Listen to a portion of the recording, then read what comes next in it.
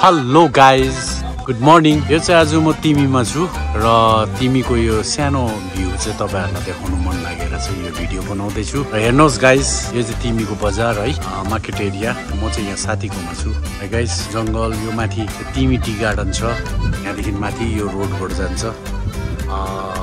र यो चाहिँ साथीको आसियाना। यहाँ बसेर चाहिँ सानो पार्टी हुन्छ आज है। यहाँ मजाको रहेछ यस्तो हस्पिटल एरिया।